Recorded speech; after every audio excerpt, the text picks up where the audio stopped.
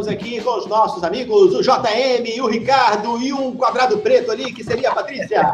E nós vamos falar dessa semana, pelo menos essa semana que estamos gravando, não sei quando isso vai ao ar, foi o centenário do Will Eisner. Quem é o Will Eisner? Um dos quadrinistas mais famosos do mundo. This is a storytelling medium. This is a literary form, literally a literary form. And the images that we're dealing with here are part of the language. They are the alphabet. Olha a Patrícia mostrando aí uma obra dele, do criador sua obra mais famosa é o Spirit, que é aquele detetive. Mostrando mais uma aí, olha aí. E aí eu queria falar com os meus amigos, que são leitores das antigas também, as experiências deles. Eu queria saber qual foi a primeira vez que vocês, o primeiro contato que vocês tiveram com o Will Eisner. Se estivesse vivo, estaria completando 100 anos, né? Primeiro contato, eu acho que foi no final dos anos 80, quando eu descobri o trabalho dele. Era muito diferente de tudo que eu já tinha visto. E me apaixonei assim, pelos temas das histórias, né? Ele tem uma visão muito humanista dos quadrinhos. Para quem não sabe, foi a primeira pessoa que começou a desenhar quadrinhos da forma como a gente conhece, como revista, né? Lançando isso. Usou quadrinhos para vender muita coisa, como ideias e tal. A empresa dele trabalhava nisso. Era uma pessoa espetacular. Eu conheci o Will Eisner pessoalmente em 91, quando ele esteve aqui no Brasil para a Bienal de Quadrinhos. Eu trabalhava num fanzine. Naquela época, fanzine era papel, não era na internet. A gente ainda conversava. Pode falar o nome, Johnny? Pode. LSD. LSD. A Patrícia aqui era minha parceira de crime também. Né? Isso. Esse daí... A gente... Como é que foi? Conta aí como é que foi isso aí, JM. Conheceu o Will. Então, eu fui para o Circo Voador, que quem não conhece o Rio, era um polo cultural do Rio de Janeiro dos anos 90, tinha shows, tinha eventos e tal, e estava acontecendo no Circo Voador e na Fundição Progresso, que também era um outro polo cultural. E o Will Eisner estava vindo pela primeira vez para participar de um evento de quadrinhos aqui no Brasil. Já tinha estado algumas outras vezes. You are back to Brazil, and it's not the first time you come to Brazil. How many times? This is about the seventh time. Seven times already. My first time was in 1969, 68. I attended a Bienal in Aveiro. Oh, I see. And then after that, I came back again. Couldn't resist. E aí eu resolvi ir para lá, com a cara e com a coragem. Eu, meu amigo Cláudio, também amigo da Patrícia de longa data. E eu falei, vamos entrevistar o Will Eisner, né? E tinha que ter credencial de imprensa, que é óbvio, a gente com 18 anos não tinha. Então, quando a gente tentou entrar, 2 seguranças de 4 metros de altura falaram, não entrou não. E eu virei para o Cláudio e falei assim, vamos usar os nossos miolos, vamos ficar perto da porta de saída, porque só tinha uma porta, ele vai ter que sair por aqui, cara. Então a gente ficou umas 3 horas esperando lá do lado da porta, e eis que o céu se abre e faz aquele... E ele realmente sai por aquela porta, com os 2 seguranças enormes de 4 metros de altura. Aí eu tentei chegar, comecei a conversar com ele, os seguranças me tiraram, mas ele falou assim, não, deixa o garoto passar. Cara, ele era o gentleman em forma de gente, assim. Ele era uma das pessoas mais bacanas de se conversar que você possa ter ideia. E aí eu fui conversando com ele, expliquei o que eu fazia. Ele perguntou, mas você faz o quê? Você é jornalista? Está estudando jornalismo? Eu falei, não, eu desenho quadrinhos. Aí ele, você desenha quadrinhos também? Eu falei, E onde eu posso conhecer o seu trabalho? Eu falei, eu tô com uma história aqui no concurso. Então vamos lá ver. Cara, o cara foi ver o meu trabalho. Ele foi andando comigo, foi ver o meu trabalho. Aí ele falou, você tem cópia? Aí eu falei, tenho. Então você me autografa. Cara, eu autografei para o Will Eisner uma cópia do meu trabalho, que até hoje eu agradeço, porque não tinha uma palavra, é só gráfico, então ele entendeu tudo.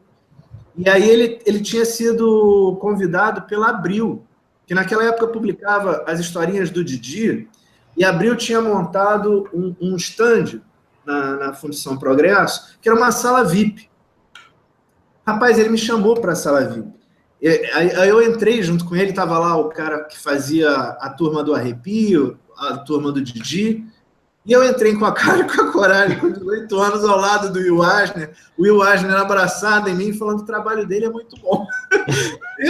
Cara, assim, tem um céu em cima da terra, eu tava nele esse dia. Eu conversei com o Eisner mais ou menos umas 3 horas. Assim, ele autografou uns 4 livros para mim. Ele errou o meu nome, porque é com J, ele não entendeu, escreveu com G. Eu falei, que se dane. Ótimo. Só ele escreve assim.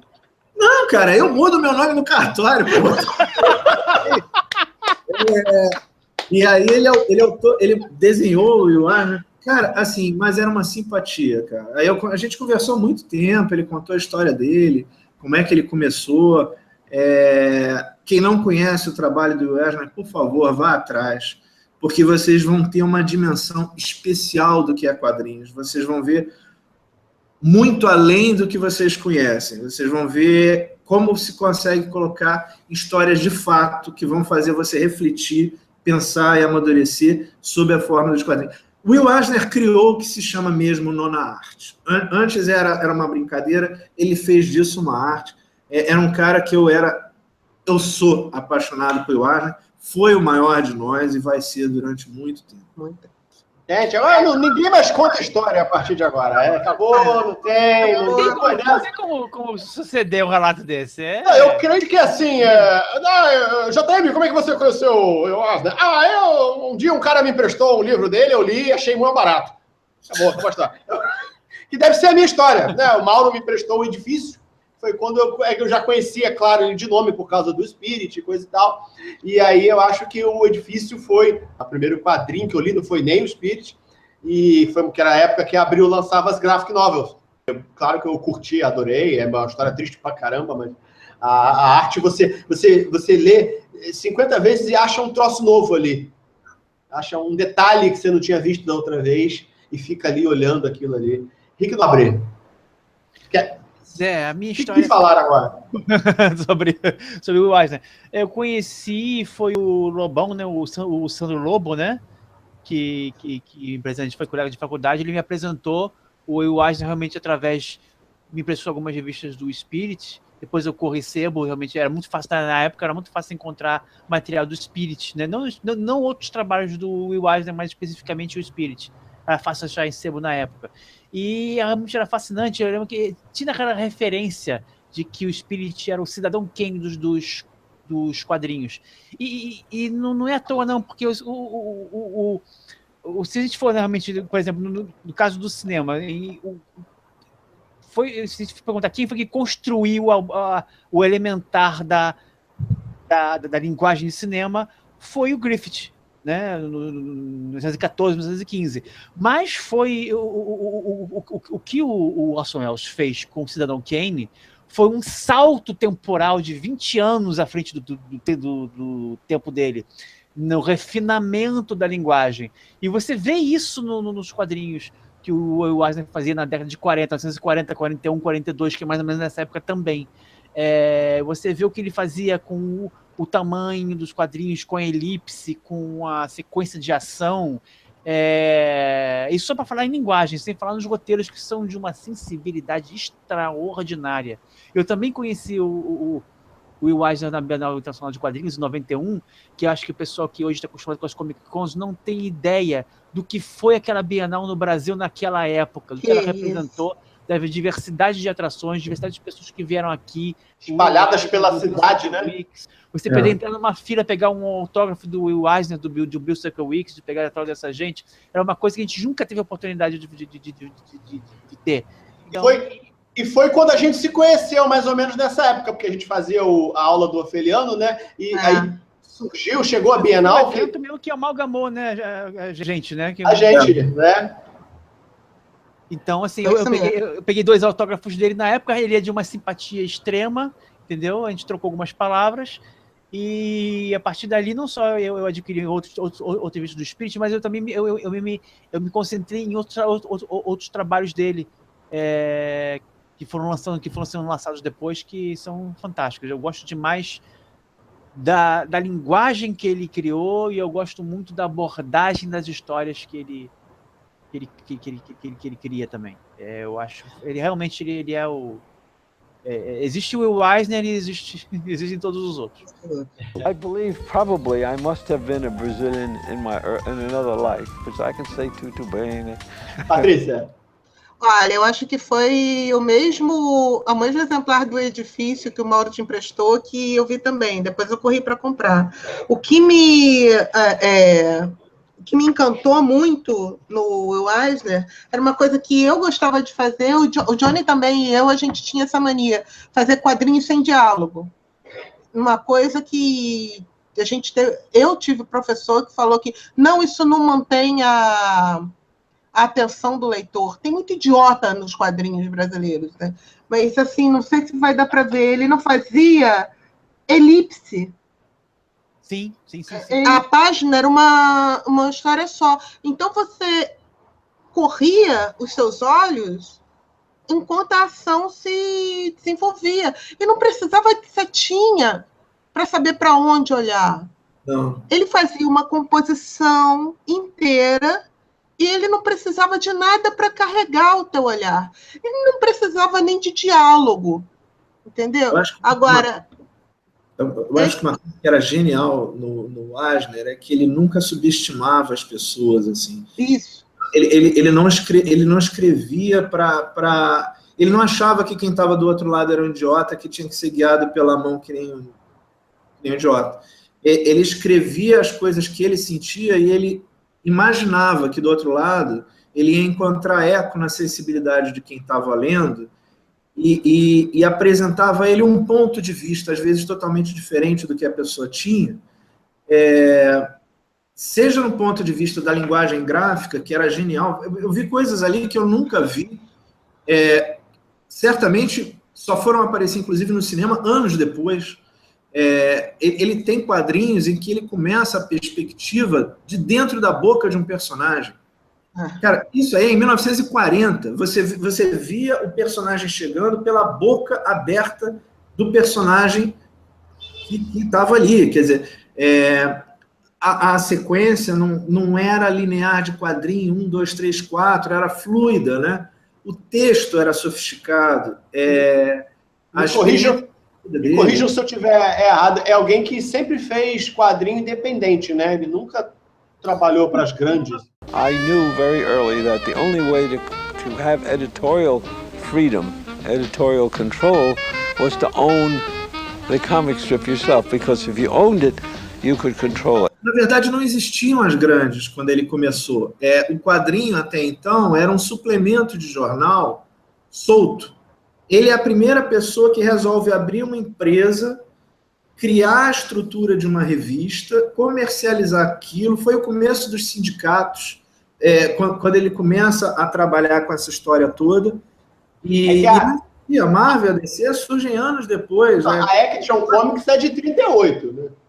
Mas ele é anterior, na verdade. Johnny, ele é anterior a isso. Você sabe da história que aí é que tá. Quando ele inventou o Spirit, ele tinha chefe. Ele inventou o Spirit como pau mandado. E tem a história linda do Spirit, vocês conhecem? Que ele fez o herói do jeito que tinha que fazer, saiu da sala e falou, pronto, chefe, pode vir, tá aí dentro. Ele, tá. Ele tem máscara e luva, que nem super-herói, né? Aí ele... Correu lá pra dentro, desenhou correndo uma máscara, as luvas, e o cara de chapéu, roupa totalmente normal, e máscara e luva, nasceu. Virou um super-herói. Os quadrinhos dele eram voltados para as pessoas, ele queria contar as histórias das pessoas. Um dos trabalhos mais bonitos que eu já vi em toda a minha vida é Um Contrato com Deus, né? É um livreto dele, que aborda a vida das pessoas, a vida das pessoas mais simples, né, dos moleques na rua, coisa que ele vivenciou, né? Os moleques na rua pescando moedinha no bueiro, usando linha com chiclete na ponta. Quando ele esteve no Brasil, tem um livro dele chamado Nova York e Outras Histórias, que quando ele esteve no Brasil aqui a convite do... ele aí, ó. Patrícia é terrível. A gente fala, ela mostra. quando ele teve no Brasil a convite do Maurício de Souza, que era um amicíssimo dele, ele fez um adendo. Então, na versão em português, tem uma última página que mostra a cena de um assalto em São Paulo, no Sinal. Que foi... Ah lá, tá vendo? Patrícia não me deixa mentir. Está aqui na edição brasileira. Isso só São tem... Paulo. Aqui. São Paulo também, o nome da história. E é genial, quer dizer... Então, assim... É uma página. É uma página e... É uma página que vale, vamos combinar, por álbuns e mais álbuns de 200 mil pessoas que a gente conhece, né? Você falou sobre como ele gostava de contar a história das pessoas. Tem uma história do Spirit. Eu esqueci o nome agora, porque é a história de fulano, o nome do personagem. Ele conta a história de um sujeito completamente normal, mas ele sabia voar. Ele sabia voar, ele fazia essa coisa extraordinária, só que ele tinha também o dom de passar completamente despercebido para as pessoas não enxergavam ele.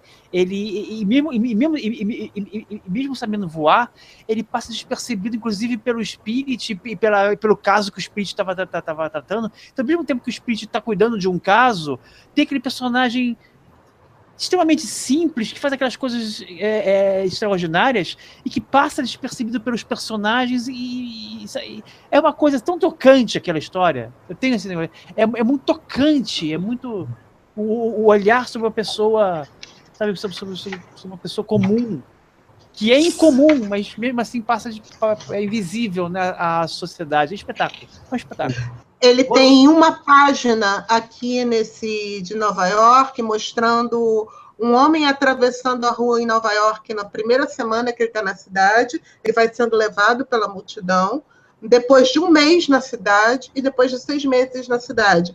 E no primeiro mês em Nova York, ele já está empurrando as pessoas igual todo mundo. Então, ele trabalha com só a posição do corpo das pessoas, sem diálogo, sem nada. A ação é a mesma, atravessar a rua. Vocês sabiam que teve um filme, acho que é de 87, do Spirit, feito para TV? Eu soube que isso aconteceu. Estrelado pelo ator que fez o Flash Gordon. O Flash Gordon dos anos 70. To the memory of Jenny Colt, whose spirit is with us still. Isso é dessas pesquisas. Deve ter no YouTube, se tiverem coragem de procurar. E aí eu pergunto assim, e teve aquela adaptação feita pelo Frank Miller. O que foi aquilo, hein? I'm gonna kill you all kinds dead.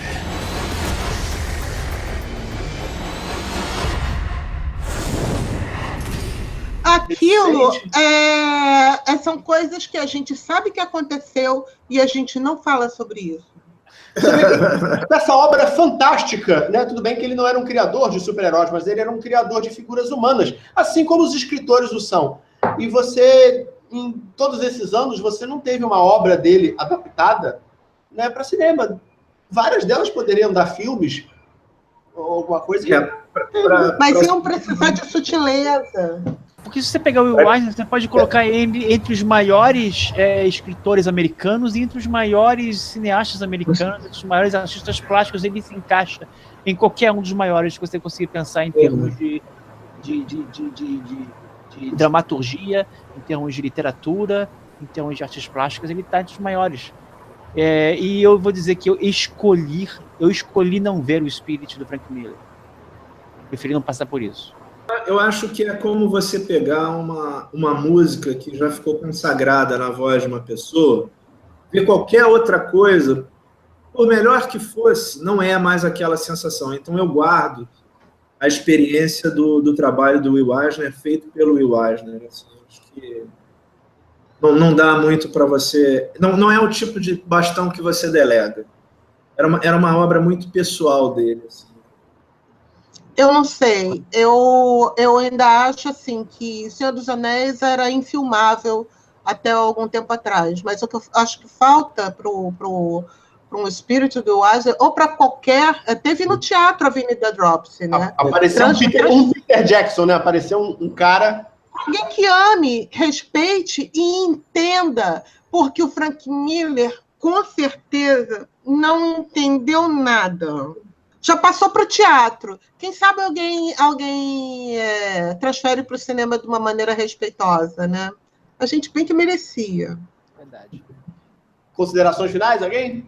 Para quem ainda não leu, leia, porque vai se surpreender muito positivamente. É um trabalho muito, muito rico. Para quem gosta de quadrinhos, né? Eu acho que vai dar uma dimensão diferente. Para quem não gosta de quadrinhos, leia que vocês vão começar a gostar.